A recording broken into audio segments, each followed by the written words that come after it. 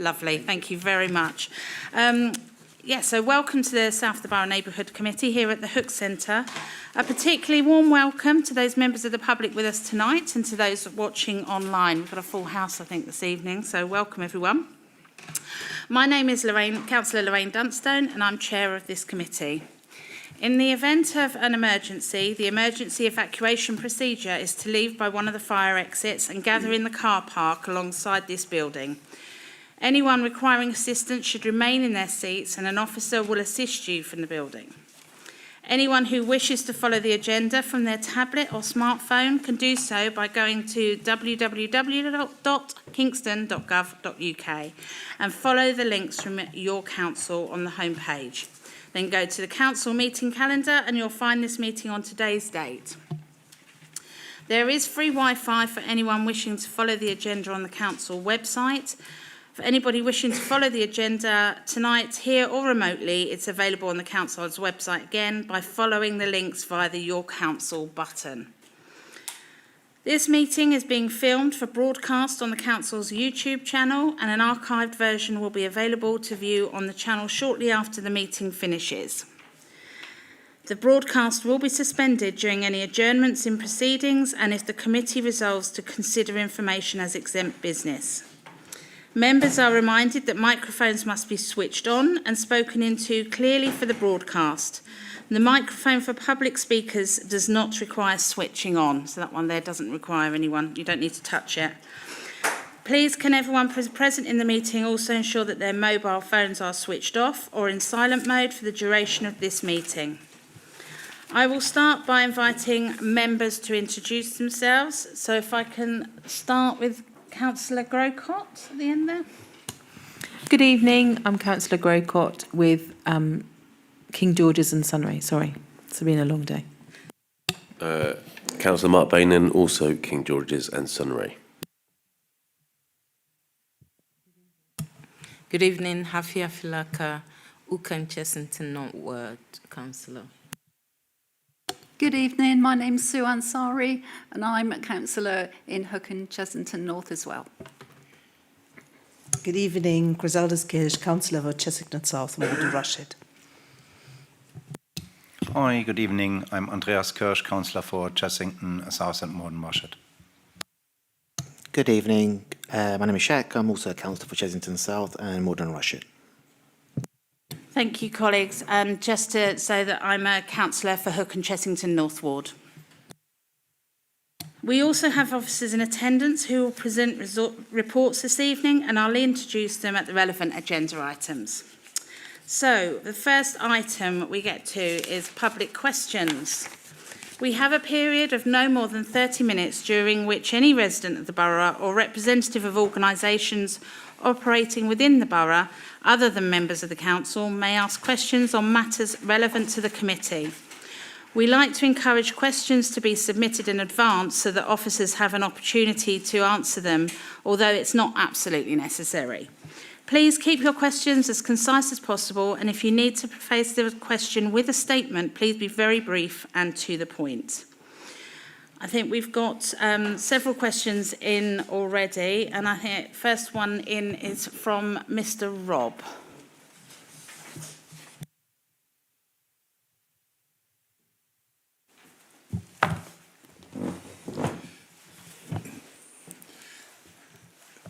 I apologise because at the age of 4, my daughter said I'm lousy at reading out loud, and in the end she used to read to me. First of all, I'd like to thank Lorraine, Sue and Afia for attending Charles Lesser House on Saturday, and hopefully they saw for themselves that there are some issues. Since at least 2018, 38% of the flats in Charles Lesser House have been unoccupied.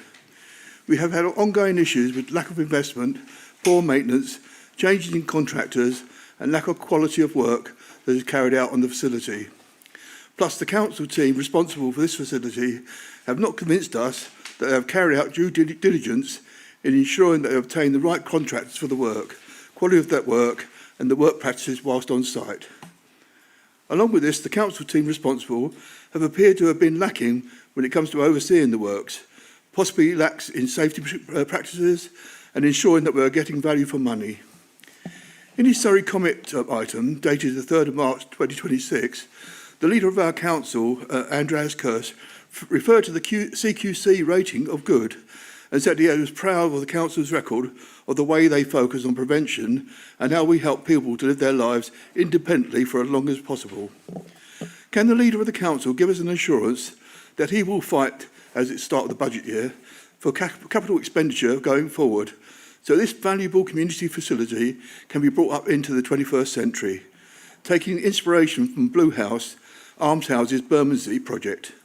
Albeit we appreciate the number of flats will have to be reduced to allow for ensuite bathrooms rather than shared facilities. Better we have fewer flats but full occupancy rather than poor quality facilities and high level of vacancies. Going forward, we need to hear from our council that they are committed to ensuring we have a facility the RBK South of the Borough community can be truly proud of, and it's a place that our older and more vulnerable residents will want to live and not have to live, and allow them to stay within the community. A community where they have spent the majority of their lives, raised their families, and invested in decades or even all of their lives, rather than to have to opt for what at present is second best and a last resort. We need to see our council is totally committed, focused, and as a main objective of investing in residents' welfare. One of the best ways of showing this, they walk the talk, especially in the South of the Borough community, and to invest in the future of Charles Lesser House.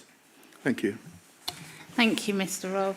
And Andreas, would you like to come back on that? Thank you. Thank you, Chair, and thanks, Mr. Bob, for your question and for raising the issues. And I also want to say thanks to the councillors, ward councillors from Chessington North and Hook for they brought the issues to the attention as well. So the issues have been raised with the Director for Housing and with the Chief Executive. So we are addressing the issues at Charles Lesser House and looking how we improve things there. So I can give you the assurance for that.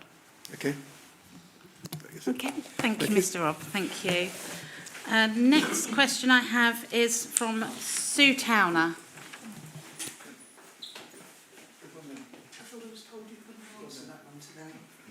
No, but you still have to ask the question. You have to ask it. Yeah. There's a property in Green Lane, Chessington, that has a court order against it for its misuse of the property, burning rubbish and tipping rubble. They are ignoring that, and it is still going on. There is still rubbish being burnt, and there is still rubble being taken to the site that they are supposed to be clearing. Can you tell me what enforcement is going to happen, please? Thank you, Sue. I appreciate that. We will take that away, and as I say, we'll come back to you with an answer on that one. All right, thank you. Thanks.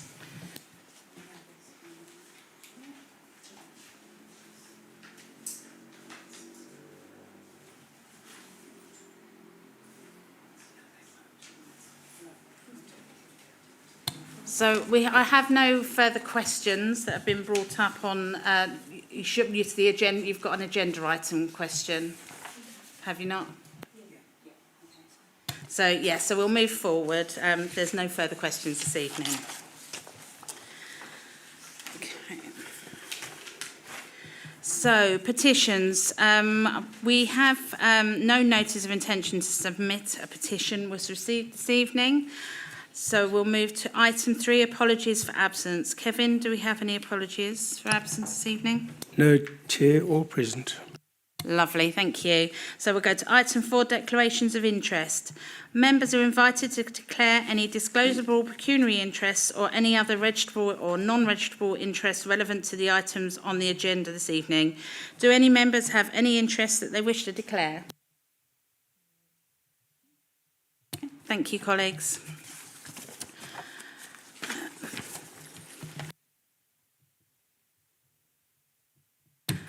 So item 5, minutes. Can members agree to confirm the minutes of the South of the Borough Neighbourhood Committee meeting held on the 21st of January 2026 as a correct record?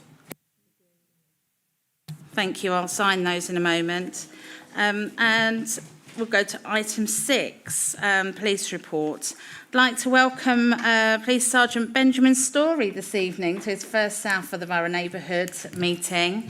Thank you very much for coming along. It's lovely to meet you. Nice to meet you all. And yeah, we'll look forward to an update. Thank you. Thank you. I only landed this week, so I'm really trying to get to know the team, get to know the area, try to meet as many as possible.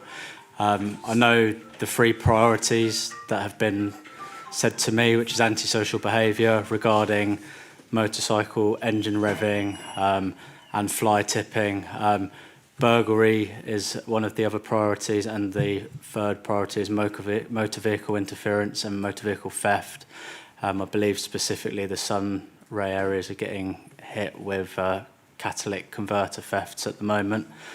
So my team are going to be out looking proactively to stop that. But like I said, I have just landed, so please give me a moment to learn the borough, learn the roads. And a bit about me, I've done 13 years in the police, predominantly in central London, mainly Kensington and Chelsea, Fulham and Hammersmith. A wide range of, started off neighbourhoods policing, so worked in Earl's Court, which is a very busy area, and then mainly response team 999 calls as a PC and a sergeant out of Hammersmith Police Station. So it's all going to be a big learning curve for me as well, but I understand you had a great relationship with Ollie, the past sergeant, so I look forward to continuing those relationships and trying to get to know you all and tackle the problems you have. Thank you very much. And so it's a pleasure to have you. Can you just give us an update on the team and what levels of team we have at the moment? The team is fully staffed now. I believe it's the first time, I've been told it's the first time for a while it's been fully staffed. So you've got the 3 wards. Each ward has 2 PCs and 1 PCSO. So across all 3, we've got 6 PCs, 3 PCSOs and myself. So we'll really get stuck in and try and help as much as we can. That's really brilliant news. Thank you very much indeed. Did anyone, members of the public, have any questions that they wanted to put to Ben at all? I'm being harsh on you, sorry. That's why I'm going I'm to here. throw you in at the deep end. Okay, all right. Any colleagues, members? Okay, no? Yeah, absolutely, yeah. Lovely. All right. Well, thank you very much for coming along this evening. You are welcome to stay, but you are also welcome to depart if you wish. But thank you. It's lovely to meet you.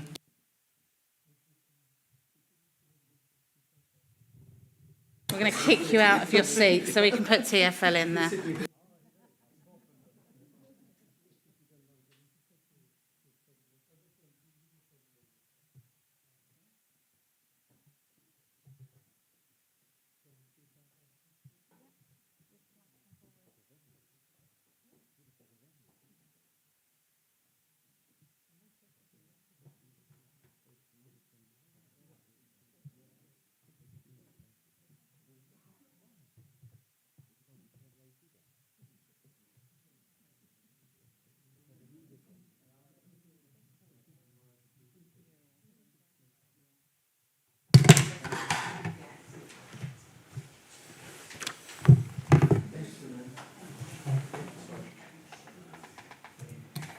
Good evening, gentlemen. Thank you very much, James and Jonathan. It's lovely to see you here again this evening.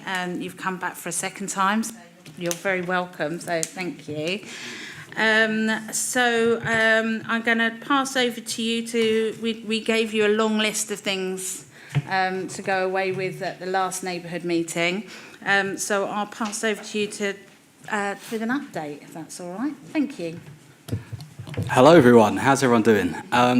I will just do quick introductions if you don't know who I am. My name's James Keeley. I am in the local communities and partnerships team within TFL, and I help deal with stakeholder relationships in Kingston. Hi there, I'm Jonathan Baggs. I head up the South London team, so my team looks after relationships throughout South London, and James is your dedicated officer for Kingston. Lovely stuff. So there was quite a few items noted last meeting, so I'm just going to go talk through them. Okay. So the first note I wanted to just talk about is clarifying the 30 miles per hour to 20 miles per hour on the A3 service roads. So in the last meeting, we were asked to clarify what service roads they were. So there's 6 roads. We're talking Hook Rise North, Hook Rise South, Tolworth Rise South, Malden Way, Beverley Way, and parts of Robin Hood Way.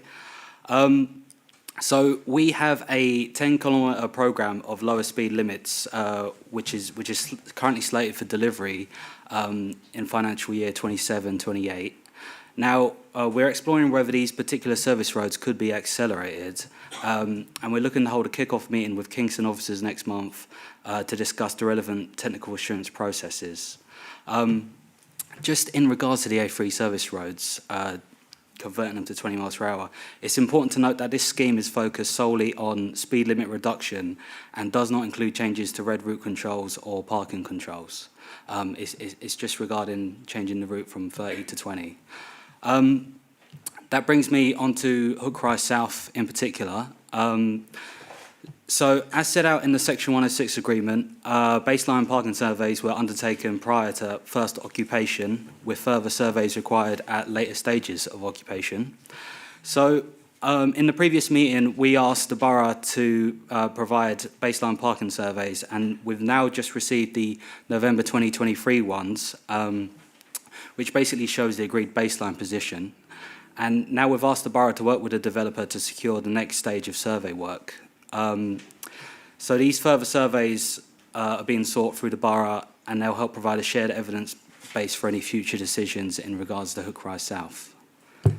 Sorry, James, have you finished that item? Yeah.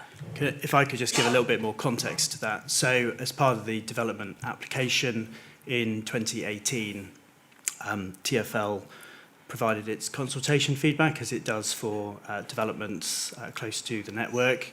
And as part of that, we ensured that parking surveys be carried out at various stages along the route, so before major occupation and then at various phases along that. So it's through these surveys that we can understand the impact, or sorry, I should say, the surveys are required by the local planning authority, so it was our recommendation, but it was written into the agreement between the local authority and the developer that they do these parking surveys along the way. So it's from these parking surveys that we can then assess how the roads are responding both to the development, but the purpose of the parking survey is to see other factors as well. So for example, there's been a change in the parking arrangements close to Tolworth Station. So that's the other thing that we want to pick up through these surveys.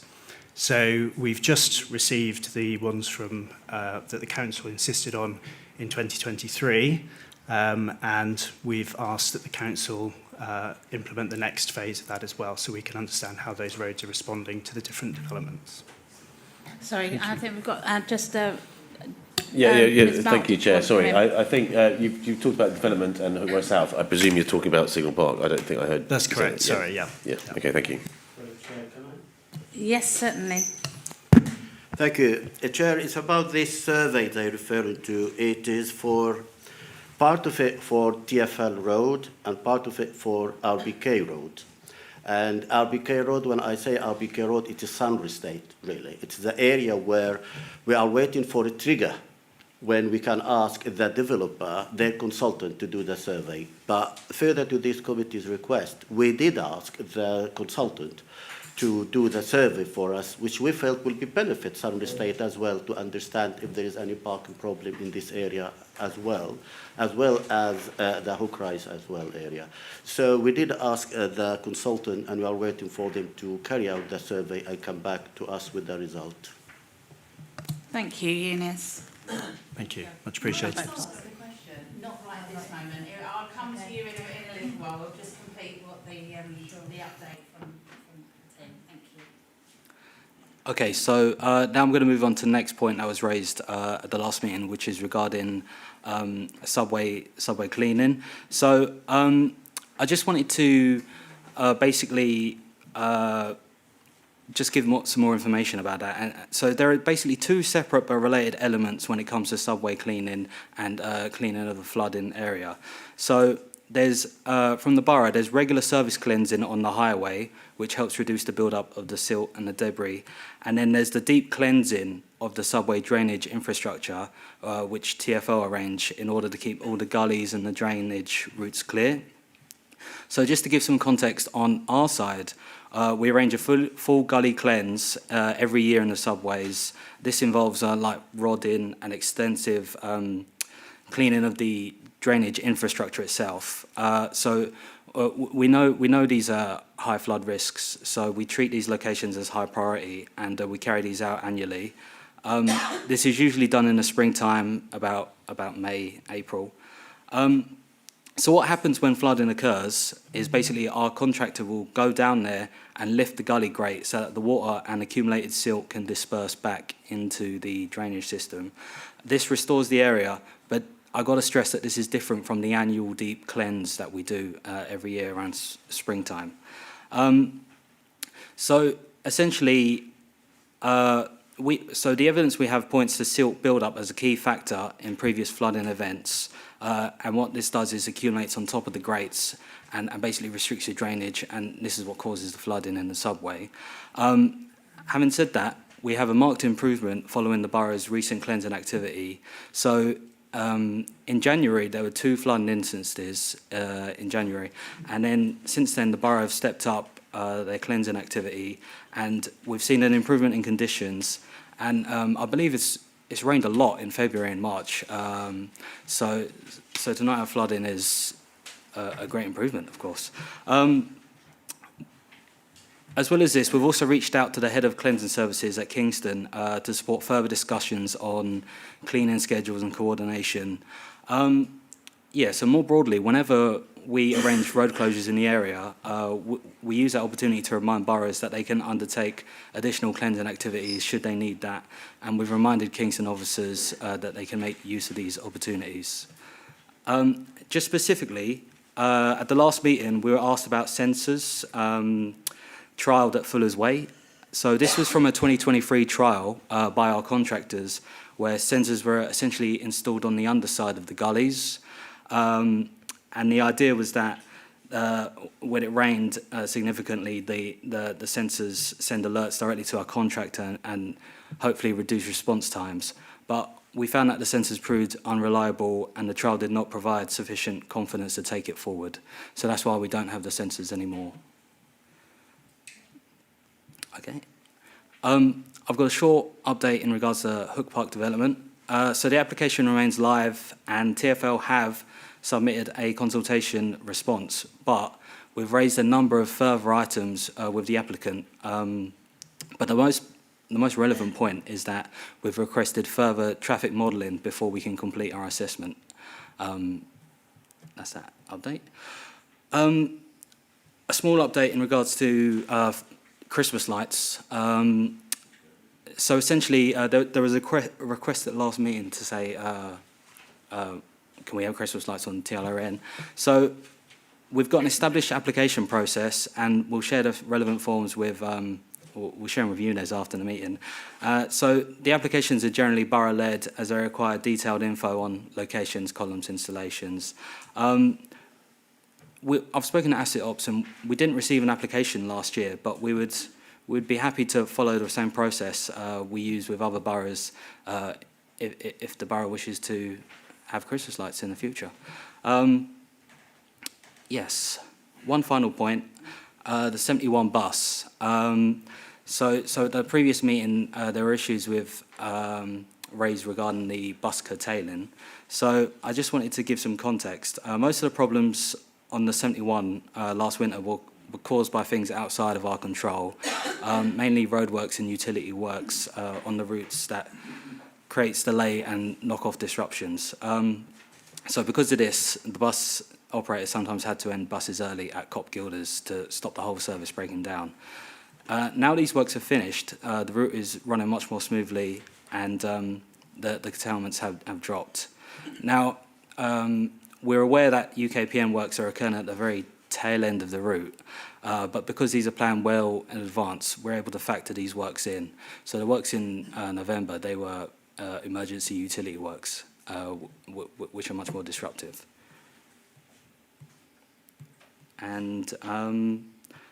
Oh, just a final thing. We had an action to meet with Councillor Kirsch for a quick ward walk, and I can confirm that.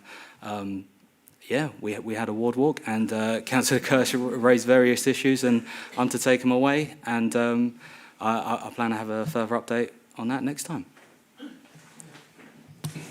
Thank you very much, James. I know we have a couple of questions from the audience. So I'll start, Ms. Shah. Ms. Shah, would you like to come forward if you'd like to take a seat? And if you just speak into it, it'll work. Yeah? Yes. Okay. Hi, I'm Pallavi, and I live down Hook Rise South. We've had problems since Signal has been built. We're not even fully there yet with Signal. We've still got more flats to be built. We're having ridiculous amount of problems down our road. It's got to a state where I'm scared for my kids leaving that driveway because I am blind spotted both ways, blocked halfway. It's ridiculous. I've not done anything about this for 2 years, thinking, you know what, it'll get sorted. It's not. It's getting worse. And you leave notes on these cars, and literally they read it, they tear it up, they throw it back onto a driveway, and that's what we get. I've got to a state where I'm worried for my children. We've got literally 2 houses down. That Signal flats, or whatever you call it, is going to be built right there. When that gets built, I can't imagine what that street's going to be like.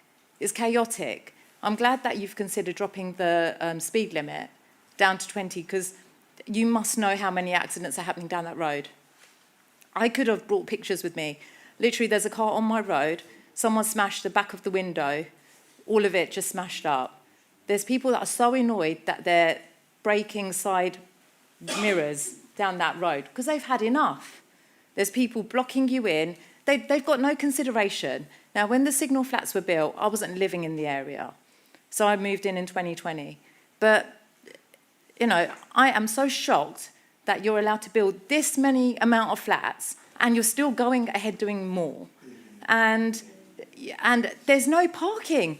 And the Signal had the audacity, when we finished our extension, to come and knock up and say to us that they want to buy us out. They want the first 5 houses bought out so then they could use that for parking. Now, we refuse that. We just spent thousands on getting our extension done. And we didn't even think it would be such a major problem at that point. But it was.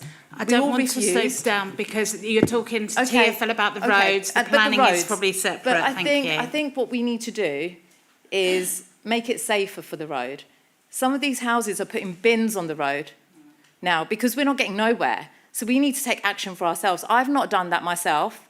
But if nothing gets done, I think the whole street, I've given a petition in yesterday about the whole, up to 141, finding it a problem at the moment. But when the others get built, it's going to be all the way down. And the others don't want to sign it because it's not a problem for them.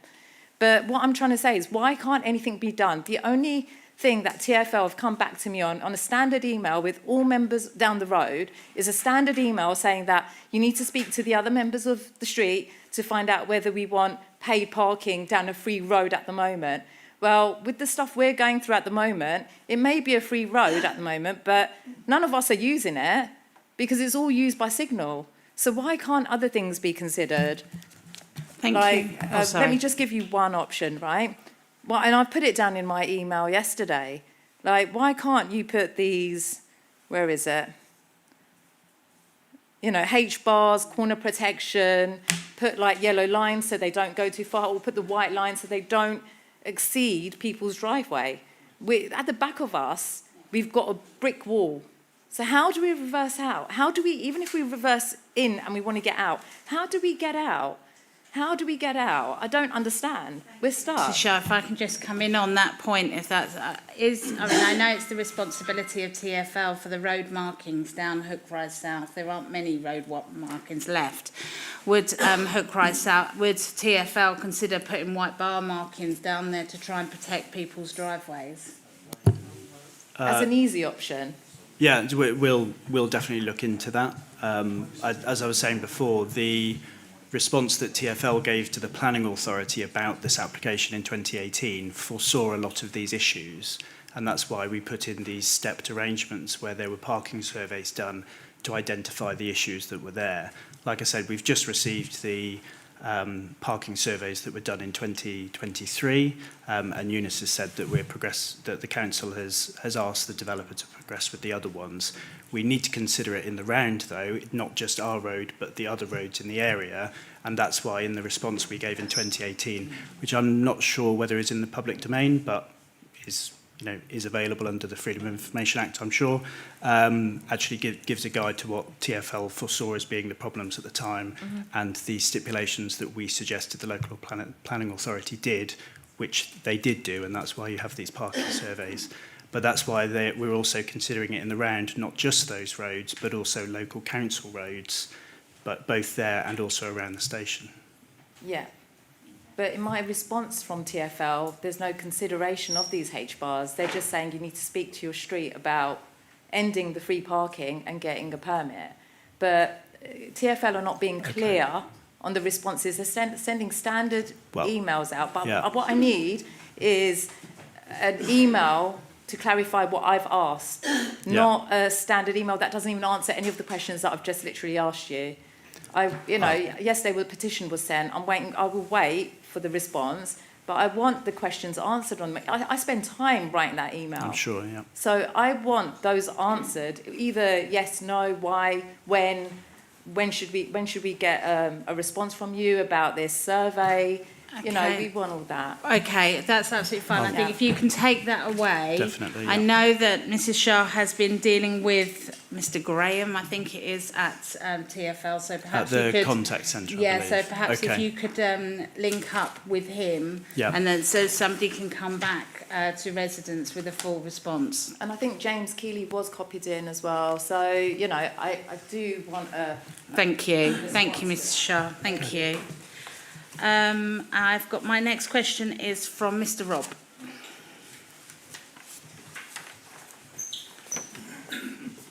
That's all the questions. Just that one. They're all done. Firstly, can I just, why doesn't James meet Michelle on site to actually get a feel for what it's about? And also, we objected to all the things at Signal Park, and everything you're saying is coming true, but we're not listened to. At the last bit, you mentioned the subway, so I went and had a look for myself, because I always like to get a feel for it, and you're quite right. All the gratings were full of silt. There wasn't much rubbish at all, actually, hardly any rubbish at all. So it was all the gullies were blocked. So it looks like you are going to deal with that. But I don't think once a year is enough, really. But also, I sent you pictures of, in Hook Rise South. Have you got questions? Yes, in Hook Rise South, opposite Fuller's Way South, there's water always lays in the road, like a really big puddle, right? And obviously the road needs sorting out so that it sends the water towards the drain. I don't think there is a drain there. I couldn't see because it needs resolving with the drainage thing as well. So it's a big puddle in opposite Fuller's Way South. Thank you. And if I can just add on to that, whilst it's great that the drains are being cleaned and the gullies sorted, one of the biggest issues is that the water comes up off the A3 and then runs down into the subway. So it's actually coming up and over. And you can see by the watermarks on the side of the subway how bad and how many years this has been going on for. So it's not just about clearing the drains, it's actually for the poor people that are walking down the slope to go into the subway are getting absolutely soaked by vehicles because of the road surface and it's the dip. Chair. Thanks. Yes, certainly. So, yeah, I think, James, you've kind of focused on the wrong part of what we mentioned last time, and I did go into quite a lot of detail. And if you link up with Catherine, your predecessor, you'll find 4 years of emails on this subject. So it's quite clear what we're talking about. As Councillor Dunstone says, and as Mr. Robb has said, we actually had various site visits with Catherine around the exact point that Councillor Dunstable Dunstone, sorry, has mentioned about the water pooling off the A3 and coming down. And as I mentioned last time, we looked at the site visit, we had a site visit with Catherine, with an engineer, and the outcome of that was that what we were proposing to be considered was whether there could be a cover, which I know is what Lorraine had also been working on for the kind of 4-8 years before that. So whilst it's good to get a little bite point here, it's not actually answering 10 years plus of the same issue. And even though the A3 has been resurfaced in the last year, that section, the drain, as Mr. Robb has said, still is an issue. I drive my daughter to Tolworth Girls' School every day, and when it rains, not only is there an issue with going under the pass where all the traffic has to stop, but you can see, and I hear what you're saying, I've written it down, James, that there's been a marked improvement since January, quote. I can't agree with that, I'm afraid, because there was flooding in February, which I mentioned in this meeting because my daughter couldn't walk under the underpass. And we got an email from the school saying, you're allowed to be late today because you can't walk under the underpass. So we're not seeing any improvements as residents. Thank you. Did you want to come back on that? Yes, I'll look into what investigations were done on screening, because I gather that was one of the potential solutions, because there's, as you said, there's the dip creating the puddle, but there's also the potential for screening up to prevent it going to the subway. So I'll investigate where we got to on that and whether there were any problems with, I mean, I gather that was a couple of years ago, so it's not something that's been taken forward, but I'll find out some more detail, because it sounds like we didn't come back to you at the time on whether that was possible or why not possible. I think you did come back, as in TfL via Catherine, but the reason the screen couldn't be put on top was because of comments about it affecting the sight line coming down Fuller's Way South onto the A3. But as you know, Fuller's Way South doesn't go onto the A3. So when we wrote back, or when I wrote back to Catherine to say that doesn't really seem to make sense, we didn't get any reply after that. So it would be helpful to look into that again. Okay. And to be fair, we would have expected all these things to be handed over to James. As Mrs. Shah has said, as councillors and as residents, we've been coping with this for a long time. We write emails, we spend our time investigating this on behalf of residents. And to be frank, to come back from James when we had the site visit last summer, to have a one-sentence answer which doesn't actually answer the questions, it is quite disappointing. I'll investigate that, but I mean, Catherine is still within our team, and we do check in with her regularly on any historical matters to do with these issues. So I will check with her and others in the team about the screening and where we got to on it. Thank you. Is there any other members of the public that want to ask a question of TfL? Yes, Alan, would you like to come forward? Yeah. Just a quick one. Last time we mentioned the large vehicles along the Hook Road, and you were going to go away and come back with some more explanation from that. I did get a very detailed explanation from Mr. Robb, but not from TfL, so I was expecting something today, but it seems to be getting even worse. I accept that this route has to be used for some of the reasons that have been explained in terms of other local bridge heights and the rest of it, but I think there was one period in earlier in February I counted about 14 Ocado lorries over a 1 hour period. It's just ridiculous. 4 of those were in 5 minutes of each other going down the Hook Road. So wherever the issue lies, I just think that something still needs to be done to understand why that route is being used and why it's being used so heavily, because it is damaging our buildings. We have cracks appearing in walls. We have the roads being ripped up, so you're then resurfacing the roads, you're letting the vehicles do this. So I really would appreciate an update next time if we can't have one this time, because I thought that's what we would be coming back to from the last meeting. Yeah, we've flagged that with our teams about the need to remeasure that and to check whether, with our team, if that can be remeasured. But we've also flagged it with London councils as a concern as well, because as Mr. Robb mentioned, they're the ones who have dictated some of those routes. So, yeah, they've dictated the routes because the other routes haven't been available. Yeah. But previously to that, these routes weren't acceptable. So nothing's changed on our route to make it acceptable. It's just others. That's why I said, so two separate things. So within our team, we're having those remeasured, but also we have flagged it to London Council so that if at the point where it's remeasured and deemed to be okay, London Council have already been flagged that it's something that we're looking into. Right, well, okay. Cheers. Thank you, Alan. Any members that would like to? Yes, Mark, and then Helen. Thank you, Chair. Thank you, James, Jonathan, for attending today. Sorry, I wasn't here the last time you were here, but I'm also with Councillor Grocott, Councillor for King George's and Sunray, where we have Hook Rise South, and that's a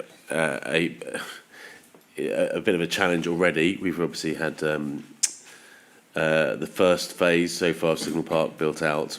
If it gets built out further, which is maybe quite possible, and then this will only be a fraction of what's going to be on the site and the impact that might have on the road. And we're already seeing drastic, as we've heard, and as you know, a big impact on the road and safety and parking and traffic and the rest of it. So it would just be, I'm glad you. Thank you for coming. It just seems it's been a bit difficult so far to kind of coordinate. We've got one road which is obviously the main road that's been affected, I think, so far, Hook Rise South, which is obviously run by TfL. We've got the surrounding roads and the area, which is mostly council-owned, and being able to work together, being able to coordinate and communicate has been, it seems to be a bit challenging. So being able to, if we're able to kind of have a face-to-face meeting, we've got highways here today, going forward, we have some kind of regular communication, something we can talk about it after. There's lots of things I'd like to ask you, but probably now's not the time. We'll go on for a little while. There's lots to try and tackle the problem before it gets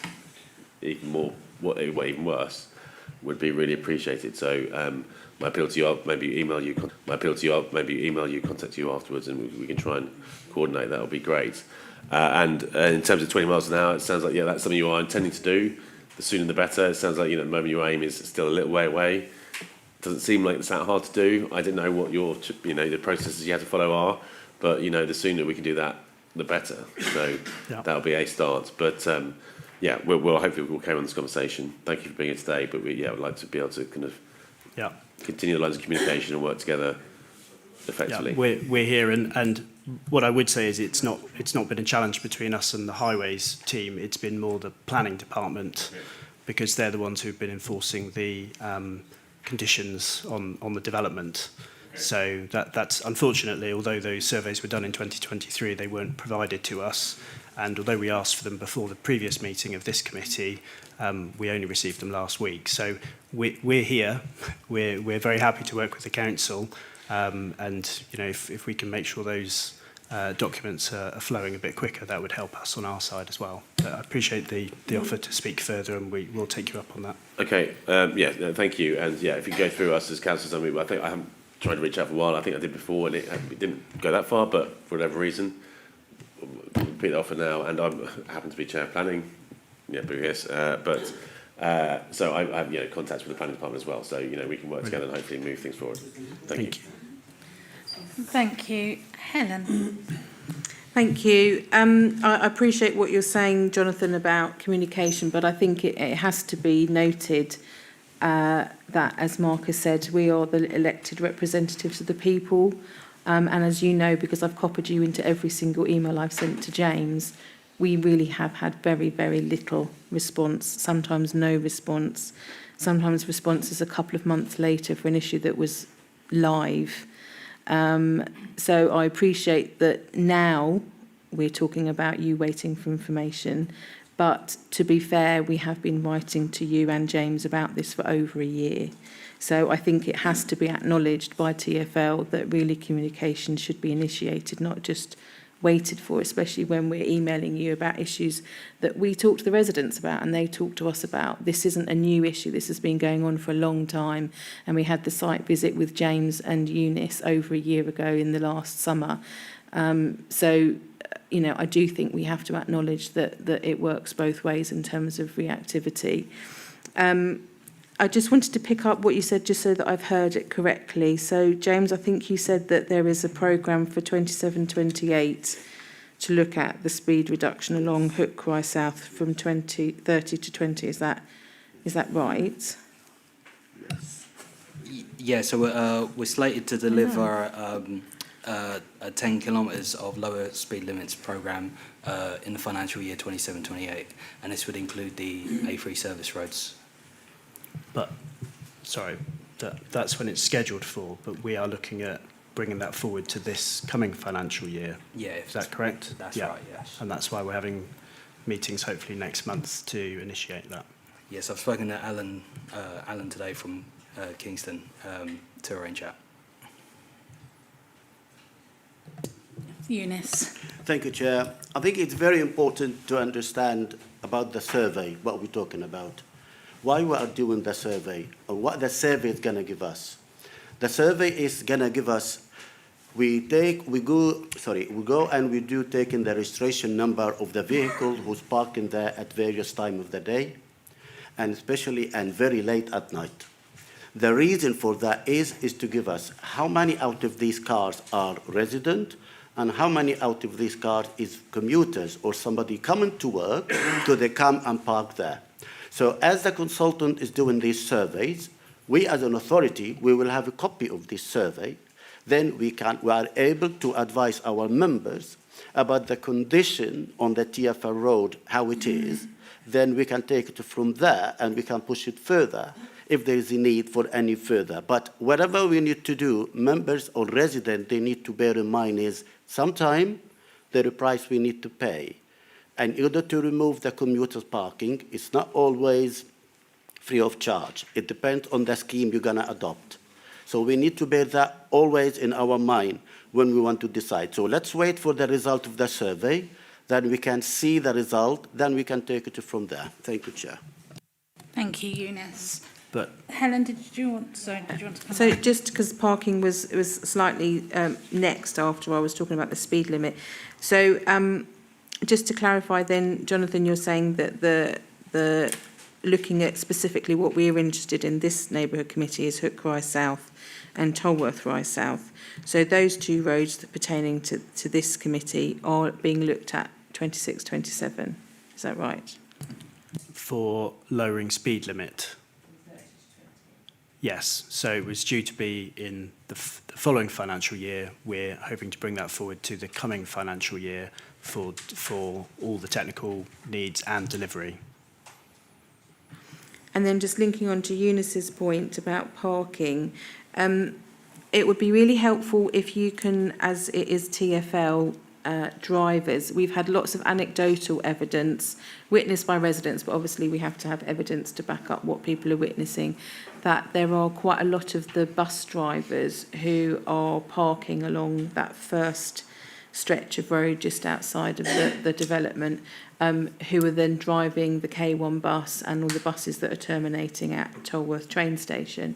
We're aware that there is a bus station the other side, so it would be really helpful to find out if the bus drivers are given any options to park in the bus depot, because that is TfL land.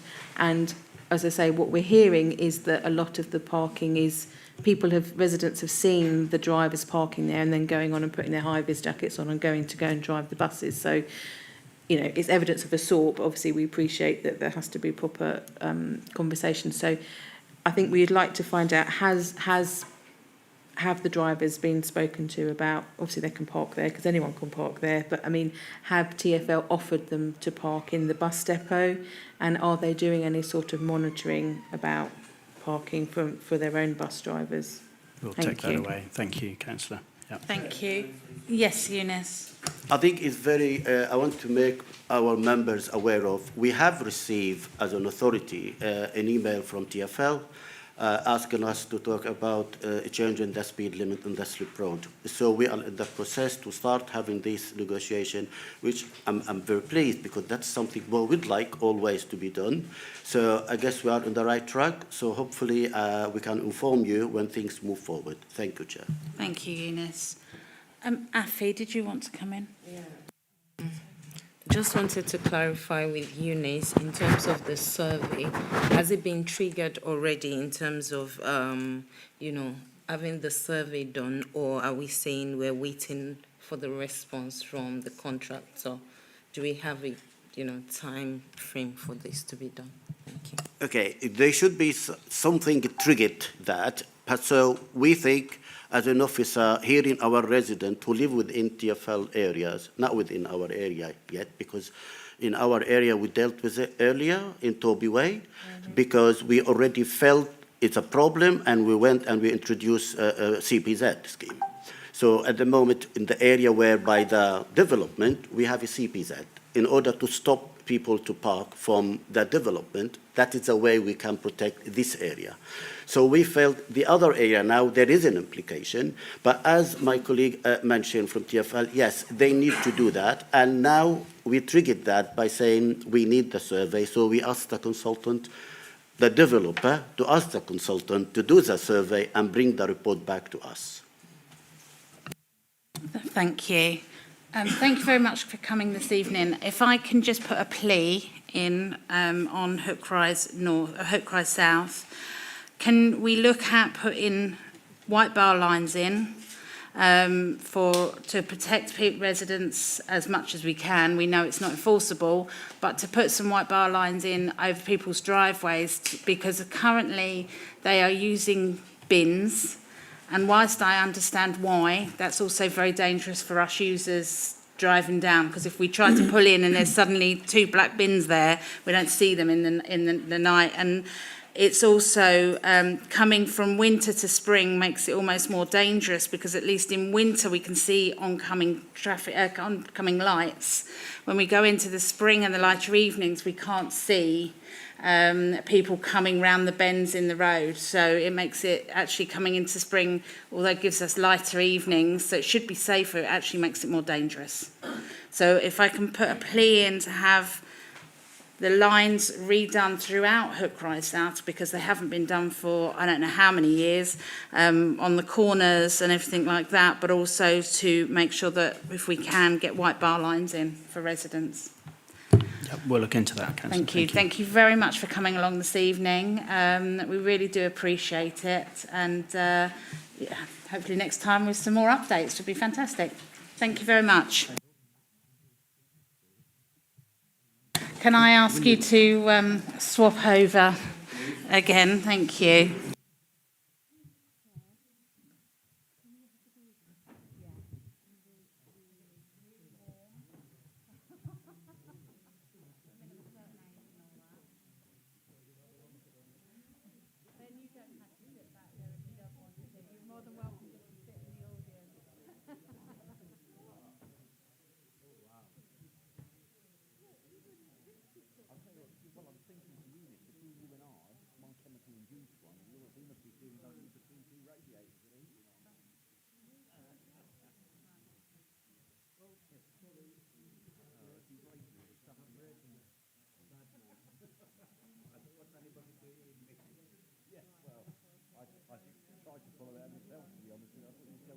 So just bear with us while we try and get the temperature sorted out in here, because it is very warm.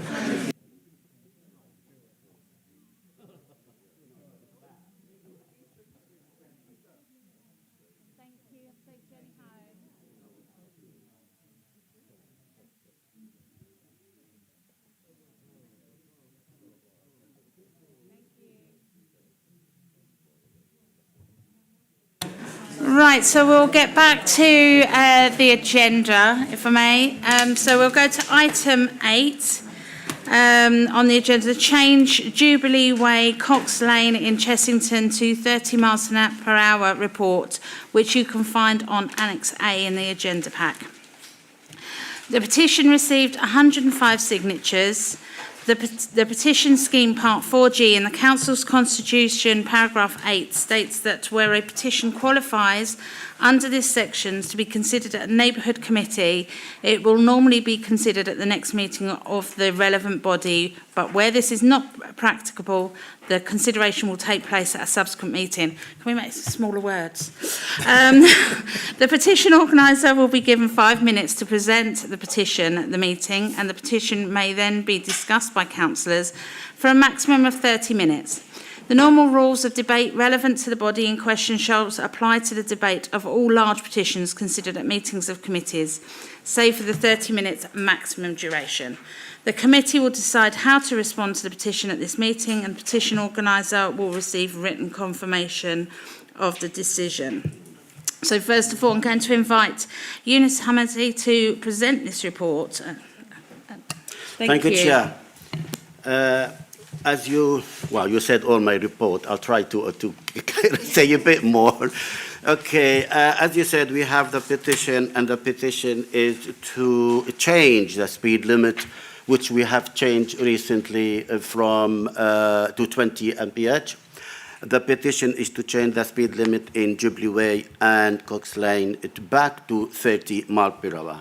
There is a lot of reasons. They're saying there is no school, there is no people walking up around, and there is no families around. So there is a good reason why we need to put it back to 30 mph because the petitioner believe the 20 mph creating congestion unnecessarily on Jubilee Way.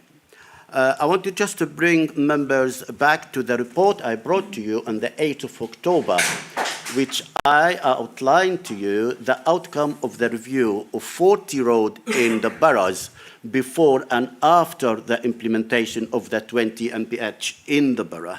And as a result of that, there was a change and reduction in the speed limit between 1.3 to 5.4 miles per hour. So from our perspective as a highway, we think any reduction in the speed, it is a bonus and it is save life. So I'm going to take you to the two areas which we have the petition has been submitted. The first one, it's about Jubilee Way. Jubilee Way, there have been a reduction in the speed limit, in the average speed, 1.7 miles per hour. It become the average speed 28.5. That's not something we do support or recommend. And Cox Lane, there is a reduction as well by 5 miles per hour, which means that currently the average speed is 24.1 mph.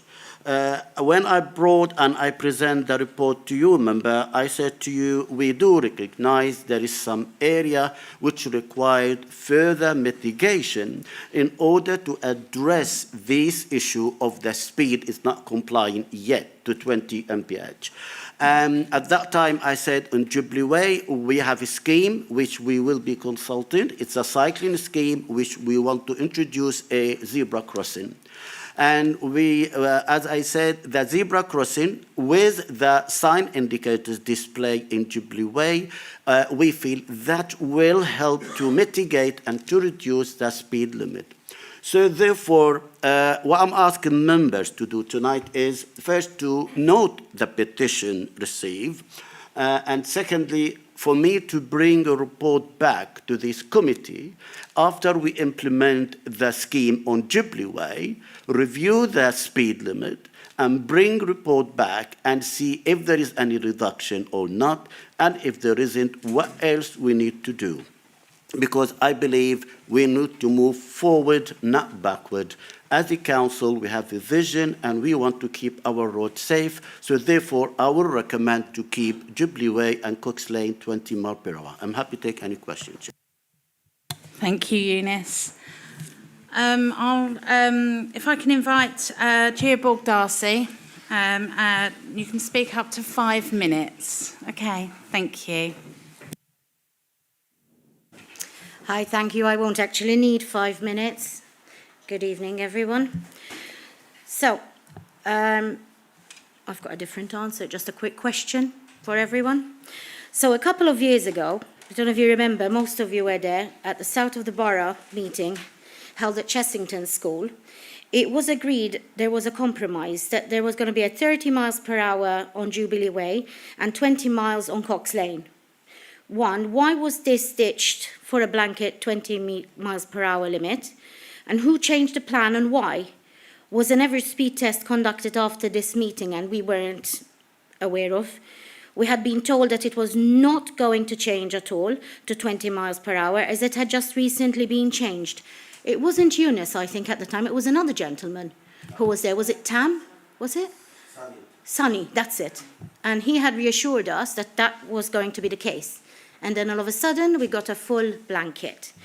So that's my question. Everything else is on the paper. Everything's clear. So thank you. Okay. Thank you. Eunice, did you want to... Thank you, Chair.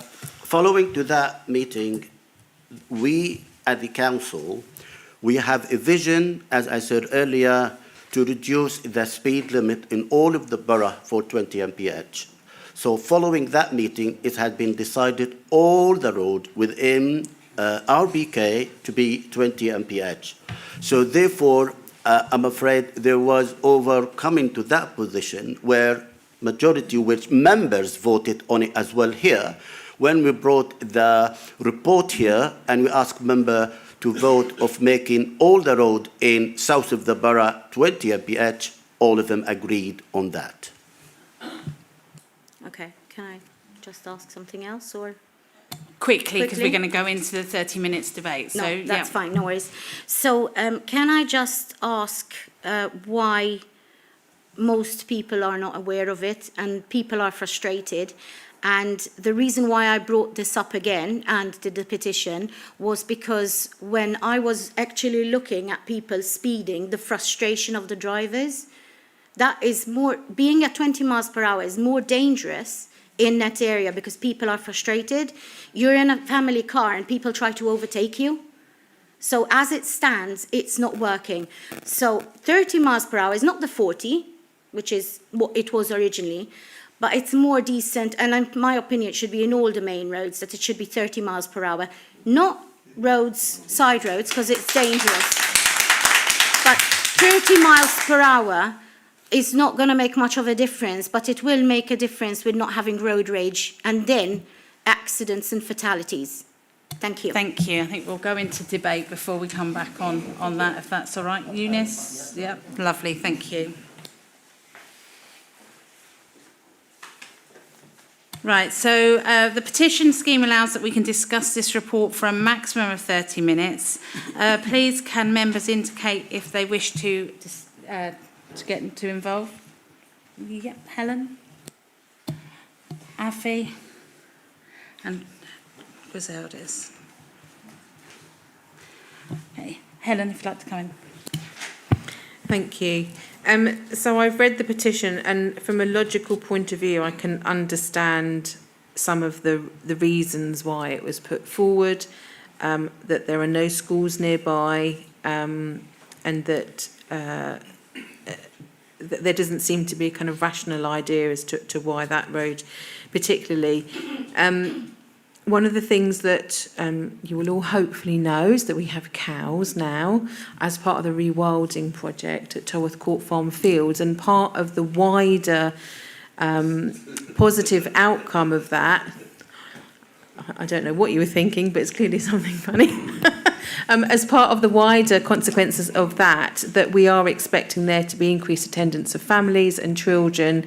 And one of the things that we are looking at as a council is... Excuse me. Can I finish, please? We listen to you. Thank you. Thank you. One of the things that we're anticipating, therefore, as a positive outcome is that there will be more families, there will be more children. And we have the playground across the road in King George's playing fields, and we're also looking to consider whether there would be a potential educational centre. So there will be more children and families crossing the road. So safety is going to be even more important than it is now to consider. So increasing it to 30 miles an hour is not going to be in commensurate with those safety measures. I think the other thing to consider, as Eunice said, is that we've been looking for a while at how we can use the money that we have from TfL to put a cycle lane in, and the cycle lane is partly to separate out please, those ladies people. And gentlemen, I'd ask you just please be quiet while the councillor just says her piece. Thank you. Thank you, Councillor. Thank you, Chair. So the cycle lane is there to potentially address the separation from the larger vehicles that use that road for cyclists' safety. So again, there will be more people using that as a consequence. We're anticipating due to safer travel methods. So although there might not be any schools nearby, the use of that road by families crossing it needs to be safe. We need to have a safe crossing place. So I'm not in support of increasing it to 30 miles an hour again. Thank you, Councillor Grocott. If I can go to Afi. Thank you. Thank you. I think initially when this was approved and we started using the 20 miles an hour, I personally felt frustrated as well as every one of us. But we also need to look at the other side of it. I feel that the slower 20 miles per hour is not the issue. It doesn't cause, it's the congestion that is caused by the junction and the traffic lights that we have. So, and the number of cars. I feel that either it's 20 miles per hour or 30 miles per hour, it doesn't make a difference with what, the petition in terms of, the congestion. It's more of, the traffic light and the number of cars. But the other side of it that we need to consider is the safety. This 20 miles per hour is safer, definitely, than 30 miles per hour.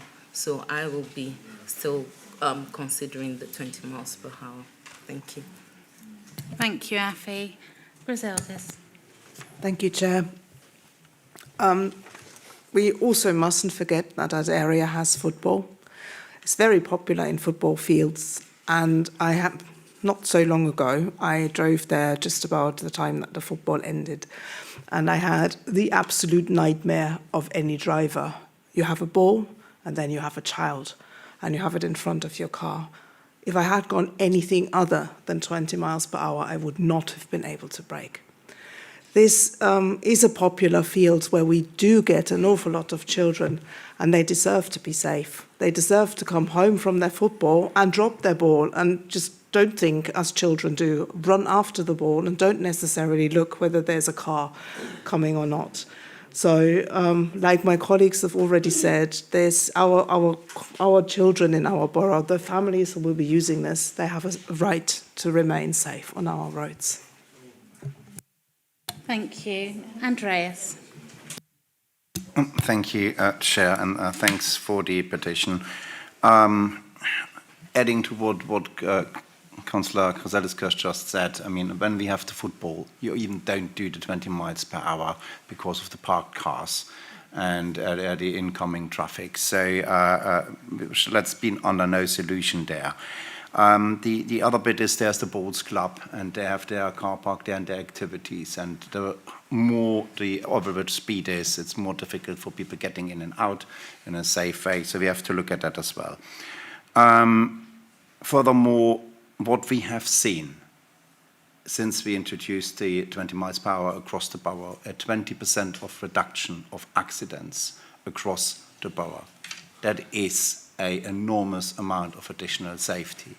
Less accidents means less people are hurt, less damage to people's cars, and much safer roads. So, and the argument where Eunice clearly said, we still have an average speed which is too high on Jubilee Way. But let's be under no illusion. When it was 30 miles per hour, the average speed was near 30. When it was 40 miles per hour, people were on the average clearer to 50. So it's how we change behavior of drivers is the important bit. And, the argument with the driver's wage, we have the 20 miles per hour across the borough, and we saw a 20% reduction in accidents. So that is safer roads for our residents. Thank you, colleagues. Did anyone else want to come in at all? Okay, Councillor Grocott. I'm anticipating that people don't agree with this necessarily, but I do need to point out that I wasn't elected to manage people's emotions. So if people feel frustrated, I'm sorry people feel frustrated, but that wasn't what I was elected to manage, and we all need to be responsible for our own emotions. And if people feel road rage, it's not the council's duty to address that. It's safety. Thank you. Eunice. Thank you, Chair. I think I want to say two things. First of all, which is about education. Education, it's very important. And if we're going to listen to the driver's behavior, we're going to go back forward and we're not going to introduce anything. I'm fully aware. I'm one of the drivers sometimes as well, so I'm not going to dispute it. All of us are the same. So we do have it in us, and especially if the road empty, we will be angry. But just remember, when you are in that place, say, okay, how much I'm saving life of people, and how much time I'm going to save if I go faster. So I think it's just we need to educate our drivers, and we don't want to go backward. We need to move forward. I fully understand the frustration for all the drivers, but I don't want to award them by go back to the 30. I want to address it by introducing further measure which make sure the reduction and the mitigation of reducing the speed, it works. And I don't want members to lose the sight what we've been discussing earlier with TfL, which they want to change the speed limit on the slip road. And yet you are coming from the A3 into the slip road to 20 mph. So imagine that. That's not, so I want to not to lose sight of that. It changes as well. Thank you.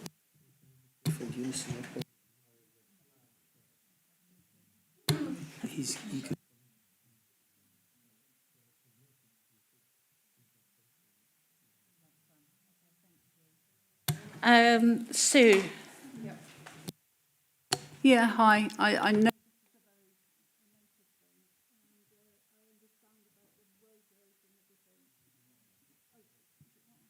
Sorry, is that better? Yeah, sorry. Yeah, I thoroughly understand about the road rage and the feelings of frustration. I really do. My husband actually moans about it every time. But I said in a previous meeting about this that if I had been doing a faster speed down in Devon, I would have killed a child that came out of a park. So I'm all about safety, health and safety, although I do really understand the feelings. But I think the longer we have it, the more we'll get used to it. If it takes another minute or two longer, then that to me is the most sensible option. Thank you. Thank you.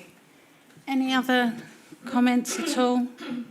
Okay, thank you. Thank you very much for bringing the petition to us. I'm just going to go through the recommendation. The recommendation is that the committee is asked to resolve that 1, receipt of the petition be noted. 2, a report to be brought back to future committee meeting for the consideration following the implementation of the proposed Jubilee Way cycle crossing scheme. So to actually bring it back. And for you're here, but the lead petitioner be informed of the committee's decision. Can we agree this unanimously, or do members wish to go to a vote? If you could. Agreed. Agreed. Thank you very much. Thank you, everybody, for that. That's unanimous.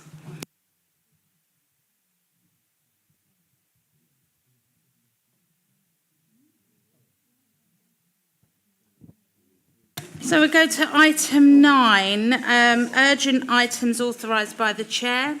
We have a planning application in the late material, which we will hear as an urgent item. Please can it be noted that the late material was published on the 4th of March with 5 clear... Excuse me. 5 clear days' notice as required by statute, but only after the agenda had already been published. The clerk of the meeting, is in consultation with myself, decided the best option was to publish it as late material and urgent items. We need to confirm it was published with 5 clear days' notice. Members of the public are reminded that the planning application process is constrained by the need to have regard to the current planning policy at national, regional and local levels, as well as all other material planning considerations, including case law precedent. The decision-making process is often described as quasi-judicial because local planning authorities have to act reasonably within the bounds of planning law and the above considerations, and are not free to determine planning applications simply because of the weight of public opinion. There is a registration scheme for residents and applicants wishing to participate on the planning applications that are considered by this committee. Members of the public who have registered to speak will be invited to come forward to the table in front of the public gallery at the appropriate point.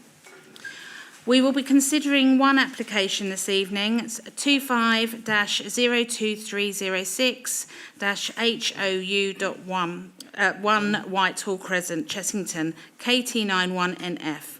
I will now ask Will Flaherty to present the application. Will. Good evening. Welcome to South of the Borough Neighbourhood. Thank you very much. Thank you, Chair.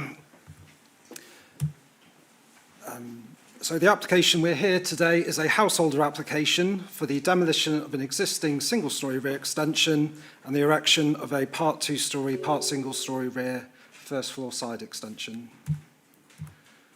There we go again. So the application site is denoted by the red line on the plan you can see.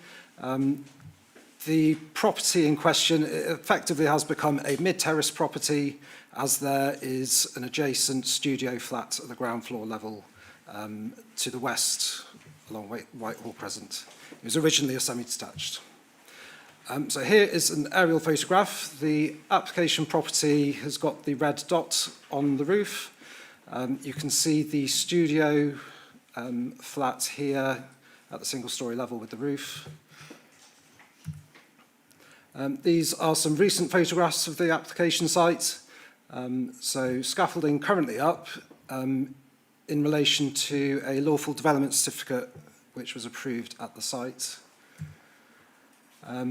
So on this slide we can see on the left looking at the front of the property.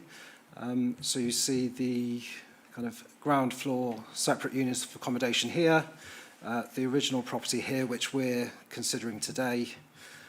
And that is the adjacent semi-detached property on the right. And these are some photographs looking directly at the rear of the application. You can just see the neighbouring property here, the ground floor kind of flat, and the boundary treatment. So these are the existing drawings. So we're only considering the area in green. That is a separate property which is lawful. To the left. So the existing property is a 3/4 bedroom property at the first floor level. These are the existing drawings. So these were accurate at the time that the application was submitted back in September. It's understood that the alteration to the roof commenced in October. So in planning terms, these are correct as the existing. So now we move on to the proposed plans. So here we can see the proposed first floor / two-storey rear extension. It would be set in from the boundary with adjoining number 3 by approximately 1.3 metres. And you've got a ground floor extension along the boundary of 3 metres in depth. These are the proposed drawings. So we can see at the ground floor, 3-metre extension.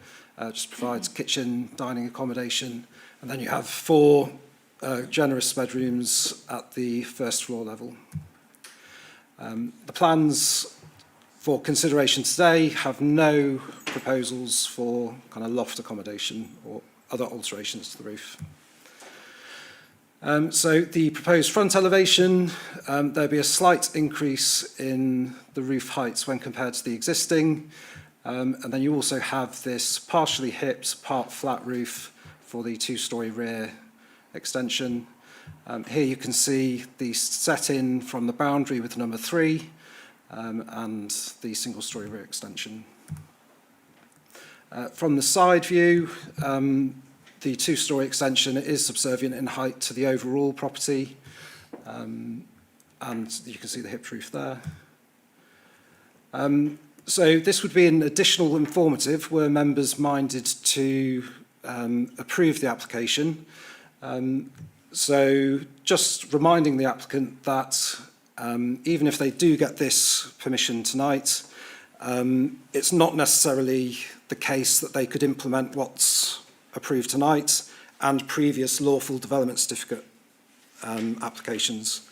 In a nutshell, the drawings we'd be approving tonight doesn't show a dormer or hip to gable, whereas that's subject to a separate lawful development certificate which has been approved.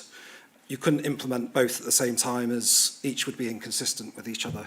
So that's just a reminder procedurally to the applicant that they would need to kind of consider ways forward. So for the reasons set out in the committee report, it is recommended that the application is approved, subject to the conditions and the additional informative. Thank you, Chair. Thank you, Will. Okay, so we'll move on to registered speakers for this item. Firstly, we'll start with registered objectors, of which we have one speaker. Have we got the name? Oh, sorry. Yeah.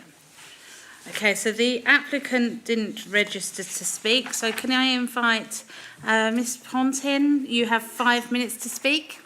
We will let you know when you have 1 minute remaining, and then again when your time is up. Thank you. I'm not very good at speaking in public, but I'll give it a go. I'm sure you'll be absolutely fine. Thank you. So I live in Whitehall Crescent and I live opposite number 1, and it's been a vastly extended property. I think in 1962 it was extended to have a double-storey extension, which put 50% extra of the footprint onto the house to start with. Since then, it has been extended again to put the granny annex and a front porch on. I know I've read the report by the director of the planning committee, and I've noted that they've recommended that you approve this application, but I'd just like to make a few comments about it. The extension was done in 1962 to make it half the size again, and in 2025 another extension to put the granny annex on. They're proposing now to put the further extension on the side, which would bring the window over the granny annex, and I'm not even sure that the footings would stand up to that. I don't know whether that was built that way to propose that it was going to be a second storey. Anyway, since number 1 and the studio flat were purchased, I think it was 2025 that it was bought out, and there's been 6 planning applications put in quick succession, and it's clear that these applications aren't on behalf of a family looking to live there. It's an intention just to extend the house by as much square footage as is possible. And the previous applications for this have been refused on the grounds the loss of daylight and the proposed development would have a significant and unacceptable adverse impact on the amenities of the neighbouring properties and would be an overbearing and unneighbourly addition, which I agree it would. It also states that this site has public transport accessibility rating of 2, which is a poor. And nothing in anything that has been said has changed. So everything that stands in the refusals.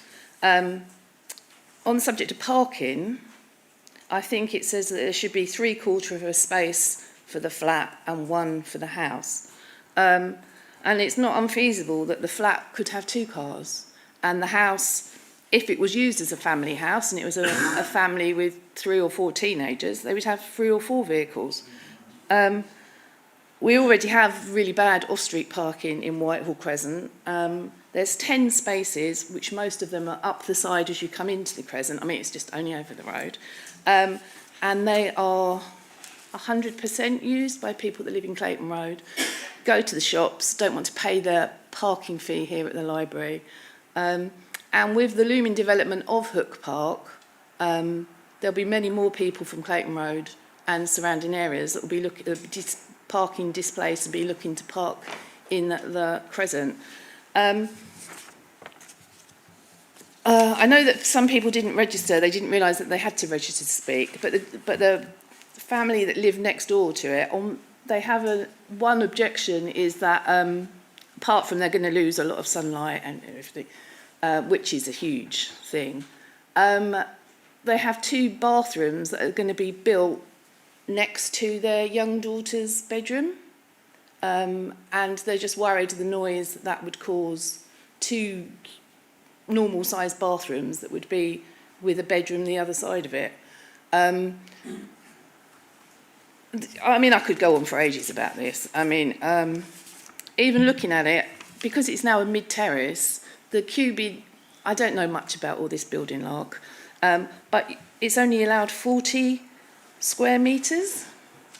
And I think the drawings, as I've read them, it still comes out at 40.63 square metres. So it's still above what is considered for a mid-terrace. So in conclusion, and actually they've been building and it's been built before it's actually been given permission to do anything, which is another thing. So my conclusion is that it's an overextension of number 1, and it would undoubtedly change the character of Whitehall Crescent, and we would argue that it would change it for the worse. The resulting building would be unneighbourly and overbearing in a crescent that is an equal mix of bungalows and family houses. I've read that no planning permission is needed, and they're not applying for an HMO at the moment, but no planning permission is needed to change a C3 dwelling to a C4 HMO.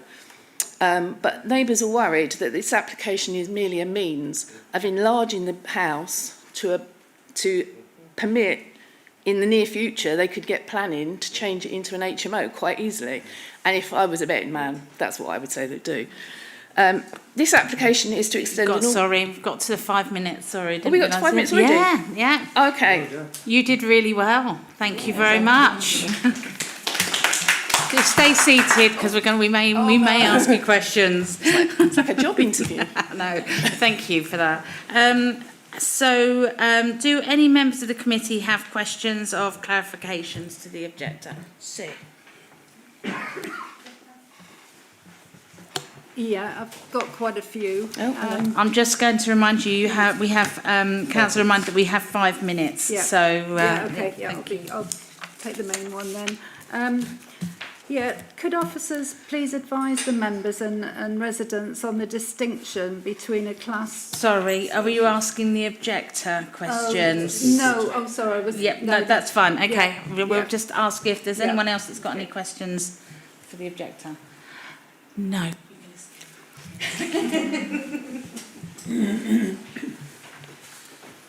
Okay, so I will move the recommendations as set out on page 3 of the late material.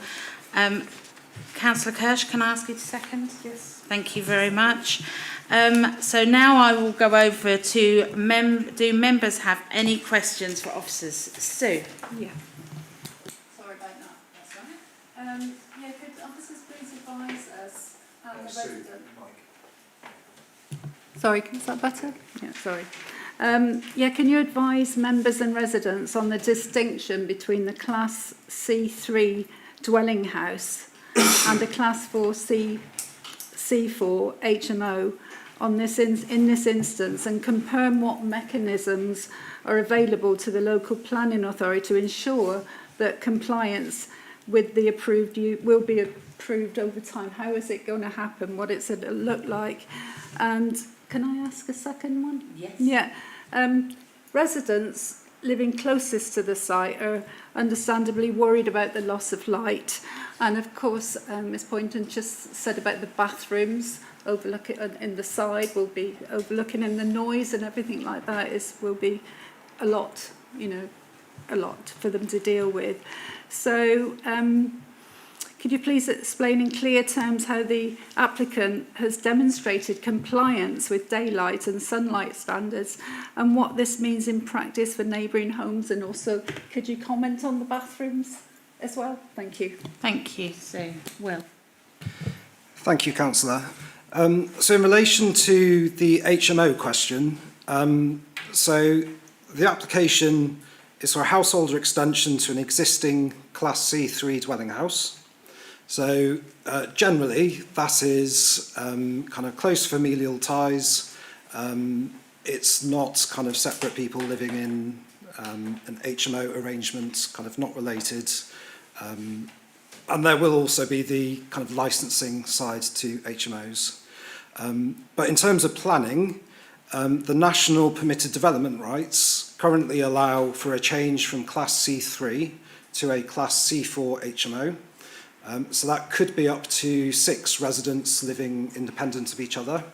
And that's a national permitted development right. So central government have said that's fine. We wouldn't, unless we had clear evidence or justification, be able to remove that right, which is why it isn't kind of proposed as part of this application. Obviously, there are opportunities from policy doing Article 4 directions, but that is a planning policy matter, not something which we can look at today as part of this application. In terms of loss of light, so on this slide we can see in relation to the first floor, so the applicant has shown the 45-degree line, which basically, if you pass the 45-degree test, it's indicative that there would not be any significant loss of daylight to the relevant habitable room. So in plain terms, it passes the 45-degree test, which indicates the impact in terms of loss of daylight wouldn't be unacceptable. So that's kind of the initial assessment. There's no requirement for a further daylight assessment as this 45-degree has been passed. In relation to bathrooms, so that would be a building regulations matter. So in terms of ventilation, pipework, etc., it wouldn't be something to be controlled under the planning permission were it to be granted. Thank you, Chair. Thank you. Well, did you want to come back at all, Sue? Yeah, just to further Yep. it, yeah. So if permission is granted, please, how will the council continue to monitor the compliance, about what we said before, and support residents if problems do occur? Thank you, Chair. So I'd say there's 2 mechanisms. If a enforcement complaint were to be submitted, that would be a matter for investigation by the planning enforcement team. But then also there is the extra safeguard of the licensing regime. So if it were a licensable HMO of 3 or more people, that would come under the licensing regime, and there would be conditions to that also.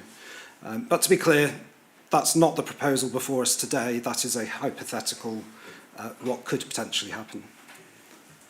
Thank you. Andreas. Thank you, Chair, and thanks, William.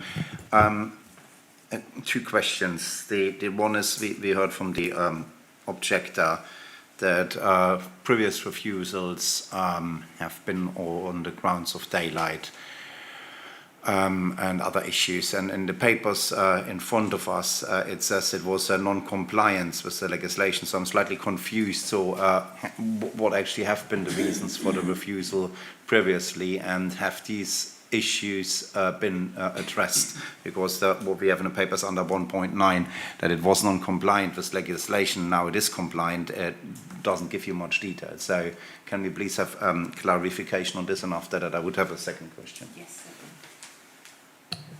Thank you. So in relation to the most recent refusal, so we've got a summary in the committee report. So the referenced refusal where it was refused on amenity grounds, the 25/02228 PAEXT. So that was a 6-metre deep extension, 3 metre in height along the boundary as well. And in that case, it was refused for overbearing impact and undue sense of enclosure. And that was primarily due to the depth of 6 metres flush along the boundary. So obviously now we've got a 3-metre extension, which it has been established would be permitted development. So that is a fallback position and is considered to be acceptable. The first floor two-storey element, because it's set in from the boundary by 1.3 metres, it does pass that test. So that's why it's now acceptable. But that is kind of the main reason for refusal on amenity grounds, was that larger single-storey rear extension. The other certificate of lawful developments, those were mainly on technical grounds. In a nutshell, for permitted development, you either meet the criteria or you don't. It's very strict, and in those cases there were failings in relation to cubic content and also how the property had been divided historically. But yeah, we've now got the most recent lawful development certificate, which is for a single-storey rear, a hip to gable and a rear dormer.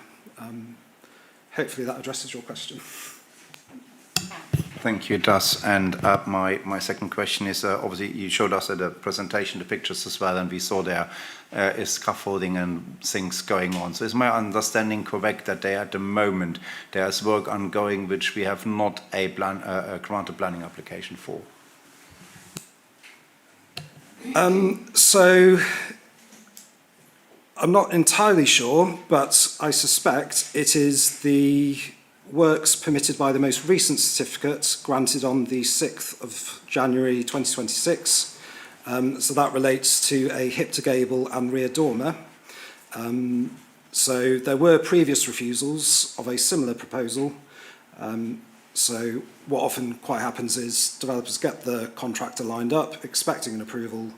It's taken them a couple of months extra to get the approval. So that would be, I suspect, why works would have commenced before the most recent grant of certificate. I understand now it is kind of paused pending the outcome of this application.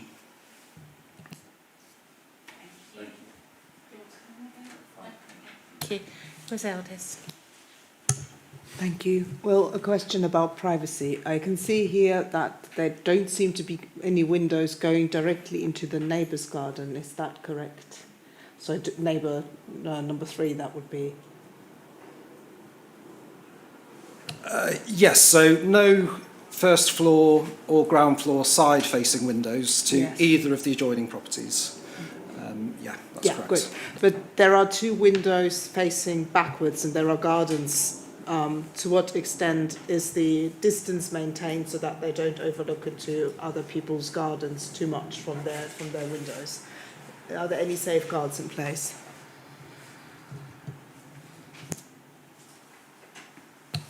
Thank you very much. I knew this question was come up, so I have written down. So the separation distance is around 27 metres. So if we go back to an earlier slide. So the separation distance between what would be the new rear elevation and those properties along Clayton Road, that would be 27 metres, which is considered sufficient to safeguard privacy within the properties themselves. And then also, having been on site, there is quite a lot of established vegetation which safeguards privacy to, so you can just about see the leylandii within the site, and there's also other kind of screening as well. So the separation distance is more than enough to safeguard neighbouring privacy. Thank you. Over to Afi. Yeah, thank you. If this is approved, what measure will be put in place in terms of to address residents' concerns about parking, and how will any additional parking pressures be monitored or managed? Thank you. So in relation to car parking for this type of application, so it's a householder extension to an existing property. So there's no restriction on the property as it is. It can have as many cars, it can park on the road as any other resident down that road could. So as they're only extending an existing property, there's no additional kind of residential unit. It wouldn't be reasonable to restrict car parking kind of any further. There isn't a CPZ which we even could restrict car parking permits to. So unfortunately for a householder, no harm has been identified and there isn't any kind of mitigation we could do anyway. The existing property could have 3, 4, 5 cars and there's nothing we could do about it.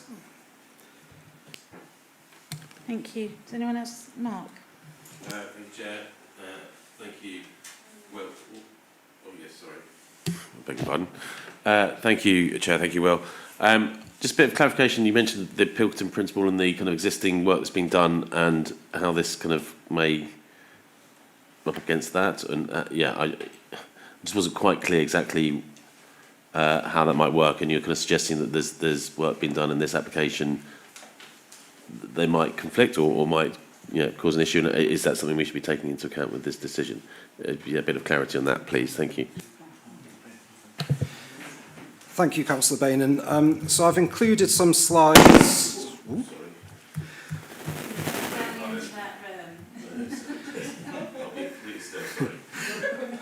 Oh, it was me earlier, it's fine. I've included the slides of the lawful development certificate application.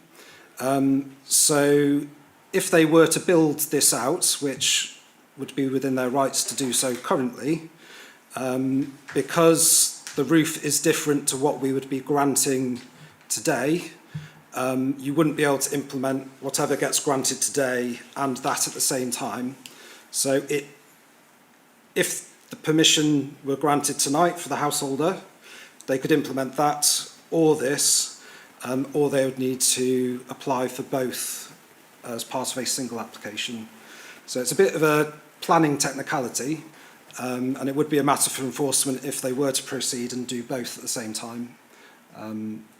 So yeah. Can I come back to it, Chair? Yes, please do, Matt. Thank you, Will. Before what you were suggesting, have they? It looks like they might have started this already. Is that potentially the case? I wasn't sure with the photos that have been taken or we showed.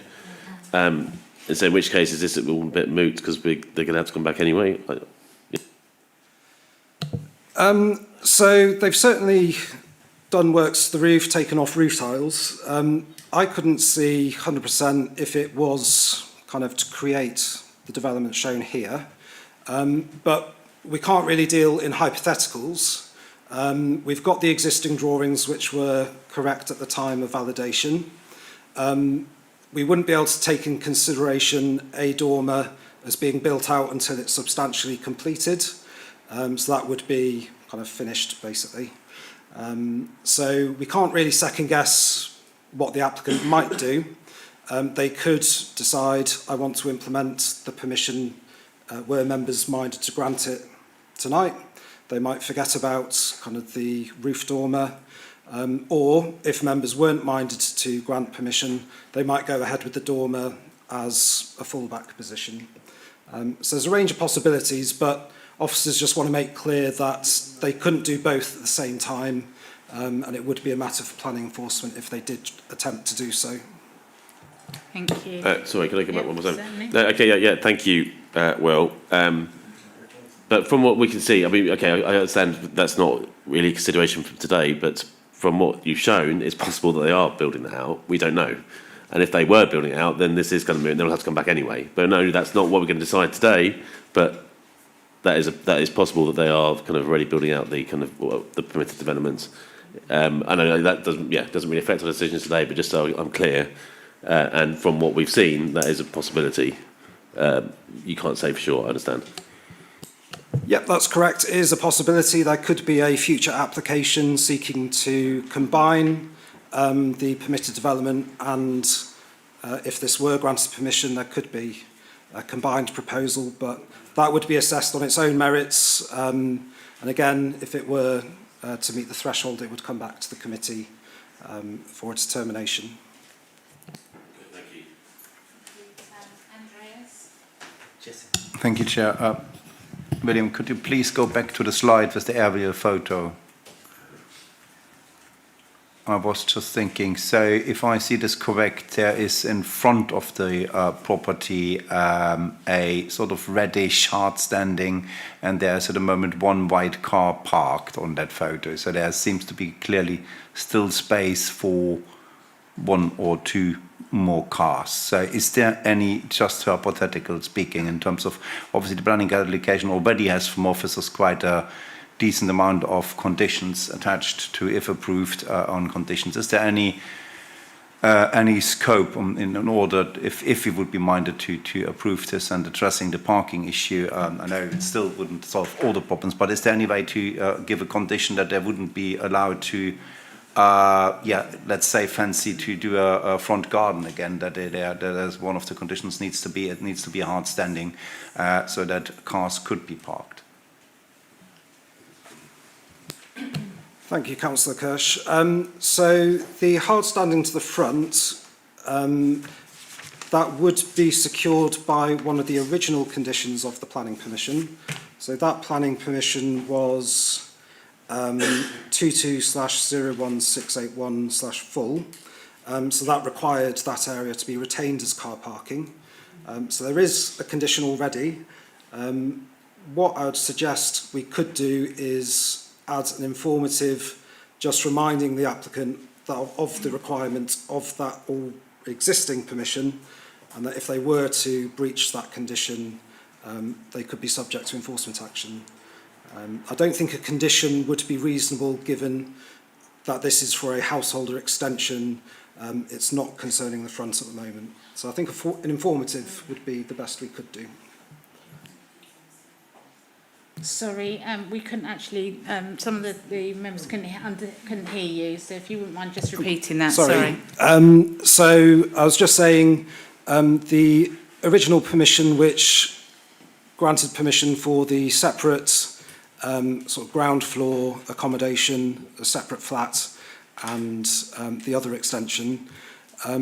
So that's from 2022, and that includes a condition that the car parking area to the front must remain as car parking. So what I would suggest is we add an informative to any permission we grant here this evening, reminding the applicant of the responsibility, the requirement of that permission, that area should remain as car parking. Because it's a householder extension, I don't think we could reasonably add a condition to this application specifying the front has to remain. But as I said, I think it is already secured from a historic permission. Thank you. Helen? Thank you. I'm slightly confused, sorry, by your answer, Will, about the answer to Mark's question. So there is existing permission for the dormer to be built, and if we gave permission for what's requested tonight, that would be in direct violation of the existing permission. Is that, did I understand that correctly? Sort of. So because there have been so many applications on the site, basically the developer, the applicant, they're establishing all the potential things they could do. So a lawful development certificate, it confirms at that point in time that what you want to do would be lawful. So the developer could do that. If they get permission tonight, they could implement the two-storey rear. But as I said, you couldn't do both because they conflict with each other. So there are a range of things they could do under permitted development. But unfortunately, that's the system we're in, where people have these rights to kind of, build various things. Thank you. Thank you. Helen, do you want to come back? So if potentially they're kind of hedging their bets to get permissions for all the different options they could have. If we were minded to give permission tonight for this, and then one of the residents was able to demonstrate that the previous dormer building had already been started, would that invalidate tonight's decision? So if the dormer were substantially completed, yes, there would be kind of a conflict if they did then start building what would be permitted tonight. It is tricky because in planning terms, until something is substantially completed, really it's not there. They could quite easily just take down a few kind of stud timbers and kind of raise the roof as is proposed by this application. So yes, sorry, I think I answered the question. So we're basically saying until something is fully built, it can't be counted as being built. So it could be partially built, but if they started to build both of them at the same time, then we'd have a problem. But whilst they're only potentially building one, until it's built, we can't really take any enforcement action. You've said it much better than I could attempt. Thank you. Thank you. Andreas. Sorry, this is not postponing in any way the debate, but just to inform the debate later, I wanted to ask you the question. So obviously, there's the third option. Instead of approving or rejecting the application, we could defer the application. Is there, given that there is the activity already, which we are not sure what really is going on, and the various amounts of refused and granted planning applications, actually it's quite confusing.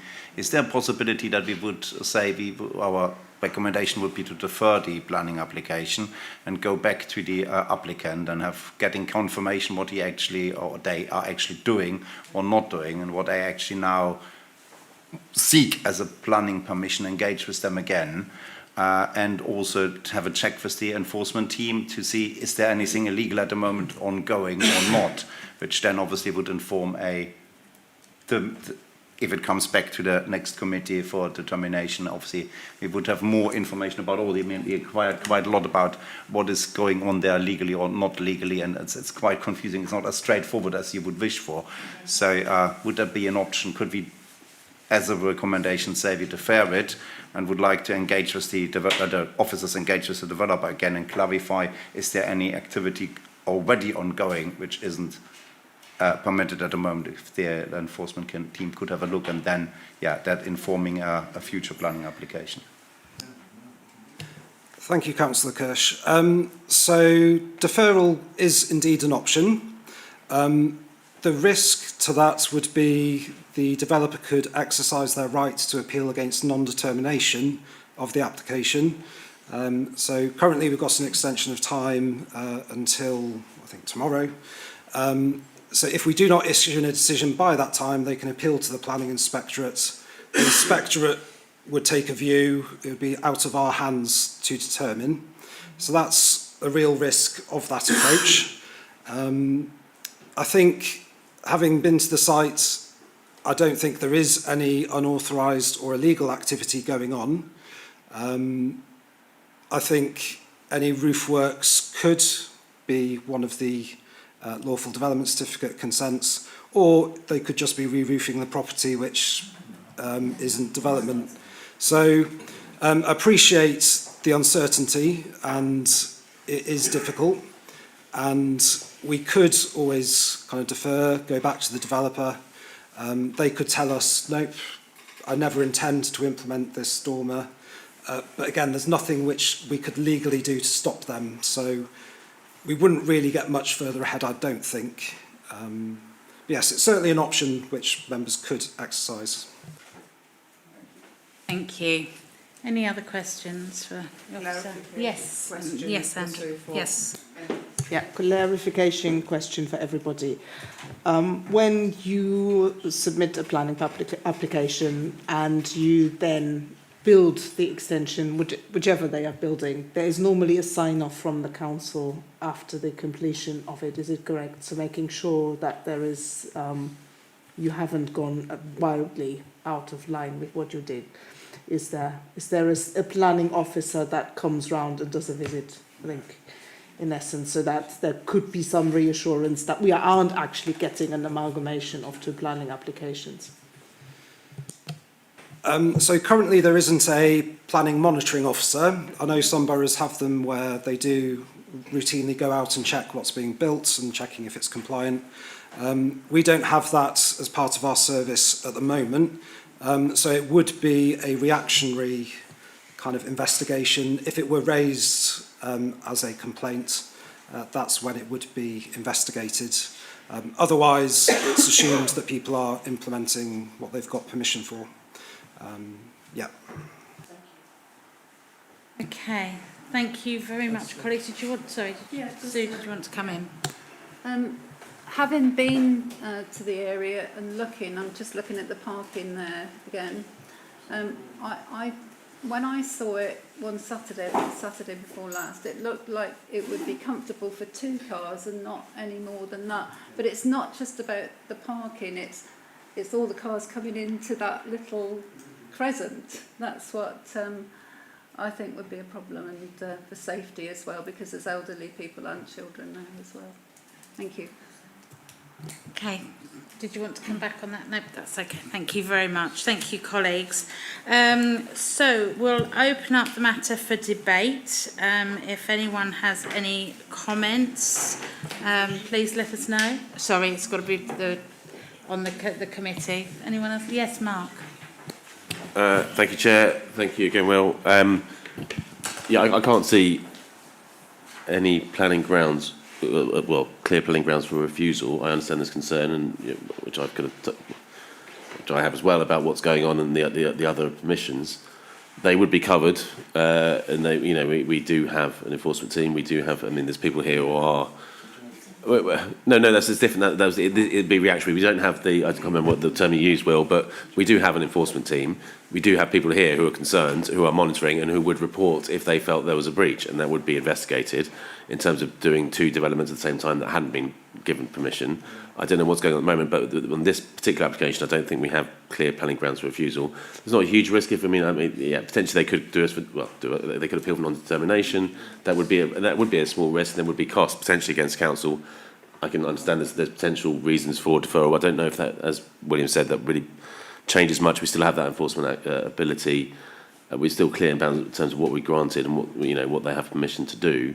I understand there's concerns about parking. Well, HMOs, again, that's not a consideration for today. Whether you like it or not, that's not a consideration for today. And there's different, there's a housing shortage, and that is something that will go through the due processes, and will follow the laws that are in place in terms of licensing and the rest of it. We could say we don't want to, we're against it, but that wouldn't hold any water if we refused it because of that.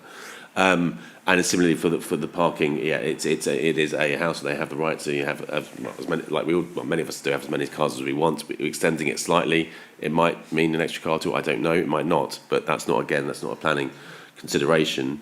It's not going to, either way, it's not going to have a huge impact on the traffic. We want people to drive less. We're encouraging people to drive less and travel other ways. But that's not a consideration for today. So I can understand. There may be some people who would like to defer. I can't see any major benefit. And I can't see any reason for refusal. So, that's where I stand. Thank you.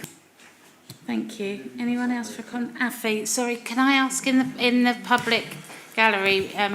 We need to be able to hear each other. So, if you wouldn't mind trying to keep it down a bit, that'd be great. Thank you. Whilst I understand that we can't stop anything, I think parking is a major issue for me. I think thinking about myself living in a crescent or a road like that, having already this kind of issues, is a big red flag. Also, the corners and how it's just been laid out. If you're thinking also about other factors, is also a concern for me. Just putting that out there. Thank you. Helen. Thank you. I think the difficulty that we all have is that people's feelings, unless they combine with the lawful process that as councillors we are bound by the legal process to abide by, we cannot refuse it based on people's feelings, whilst they are important, and we're not saying that they're not, but there are only a certain number of reasons in law why we can refuse a planning application. And like Mark, I sadly haven't heard any that means that I would be able to vote against this, because we have to follow a legal process. As councillors, we are bound to make decisions based on a number of factors, and none of those factors have been indicated as reasons why we could refuse it legally. The consequences, if we do, are that we will be fined as a council, and that is money that we don't have. So we have to be mindful about following the proper legal process. So I will have to vote for it. Thank you. Chris Elders. Helen, you've practically said most of what I wanted to say, that we all understand concerns. We all have neighbours, we all have extensions, we all have cars, but we can't prohibit people from having 3, 4, 5, 6 cars if they so wish. So as this is a quasi-judicial process and we are bound by the law, there aren't actually really any grounds for which I also see that we can reject this tonight. But I would very much appreciate, Will, if we could put that reminder to the developer that they mustn't lose that hard standing for car parking. So remind them of the previous planning condition. Of course, you can't make it a new planning condition, but a nice reminder would help. Thank you. Anyone else got anything? Yes, Andreas. Thank you, Chair. And also, I was wondering, given that indeed the range of conditions which are already on the planning application, if I understand it correctly, I know we moved out of the question, sorry, but my understanding was that there are the first section deals with a lot of from the conditions that deals with former planning applications which have been granted and or refused, that the gist of them, or obviously the outcome, needs to be adhered whatever they're doing. So they are not allowed to change the front of the building massively, or I think, can we, if granted the permission, can we sort of, I know we can't put that in the planning application, but can we, keep a close eye on that they adhere to the conditions in the process, and you have that, you said we have, that we have the enforcement team having a close eye, not waiting for a potential complaint from neighbours if they think they haven't adhered to the conditions or to the planning application, but that we, proactively check if everything keeps in line. Thank you, Councillor. Well, I'd certainly be happy to share my email if residents want to email me with any kind of, if you've got concerns that they may be deviating from plans, so we can try and make that a bit faster than the enforcement process, submitting it via the website. But yes, I couldn't commit to a regular enforcement visit kind of on a regular basis. I wouldn't be able to commit to that. I don't run the service, but yeah, I can certainly share my email, and if residents do have concerns, I'll certainly take an interest and do what I can to help. Andreas? Just say I'm afraid I can't, I'm sorry. Thank you, William. I think that's really, I really appreciate it, and I think and hope that the residents would appreciate that as well. And thank you going over and beyond here, so thank you. Anyone else have any comments? Okay, so I just, I do. I went and saw the house a few nights ago. Parking is a problem. I went in there and struggled to get any parking anywhere near it. And that was about 5:45 in the evening. So parking is obviously an issue. I do have concerns that there have been so many applications in such a short amount of time that actually it hasn't given people time to breathe to see what's actually going on with the building before something else is happening. It's a large building, and it does concern me that we've got to this stage before it's been really brought to our attention, unfortunately by residents who have brought it forward. But it again, I have to agree with my colleagues, it's got to a point where we actually don't have anything we can object on it. Nothing that would stand if it went to appeal. I can understand residents' concerns, and as I say, I am disappointed that it's got to the size it has without us knowing previously how many applications. We see them on the lists, they come in, but we don't actually always see what's gone forward. So it is a shame. But I mean, they're my comments really. I don't think I've got any choice but to agree on this one. So I'm going to close the debate if no one else has got anything to say, and I'll move to a vote on the matter. So all those in favour, if you could just put your hand up, everyone. So that's unanimous.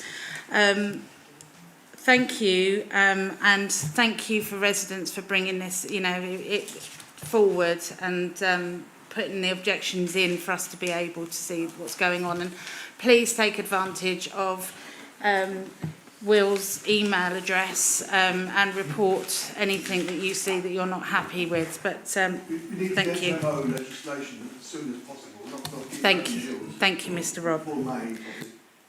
Okay, so there are no further items authorised by the chair.